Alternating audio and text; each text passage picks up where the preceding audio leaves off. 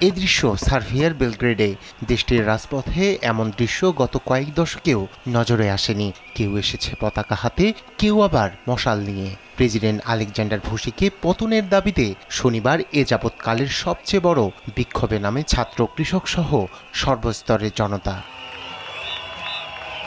গেল বছর নভেম্বরে রেলওয়ের একটি স্টেশনে ধসে 15 জনের মৃত্যুকে ঘিরে এই আন্দোলন। ওই ঘটনার সুষ্ঠু বিচারের দাবিতে ছাত্রদের ডাকে শুরু হওয়া এই আন্দোলন এখন গড়িয়েছে স্বৈরাচার সরকার পতনে। আলেকজান্ডার সরকারের বিরুদ্ধে এক যুগ ধরে দুর্নীতি, অনিয়ম, ঘুষ ও পক্ষপাতের অভিযোগ এনে রাস্তায় বিক্ষুব্ধ জনতা। ছাত্ররা আন্দোলন শুরু করেছে, তারা এগিয়ে নিয়ে যাচ্ছে। তাদের দাবি সম্পূর্ণ যুক্তিসঙ্গত। এই বিপ্লবের মাধ্যমে আমরা সুন্দর ভবিষ্যৎ দেখছি।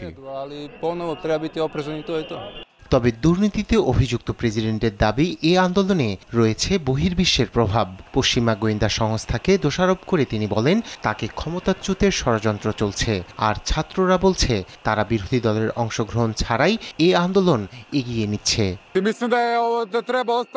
আমরা সফল হব যদি বিরোধীদের ফাঁদে না পড়ি। আমাদের সতর্ক থাকতে হবে। সরকার পতনের দাবির পাশাপাশি সমাজ সংস্কার ও সুষ্ঠু নির্বাচনের দাবি এসেছে বিক্ষোভের মঞ্চ থেকে। নিউজ ডেস্ক, দেশ টিভি।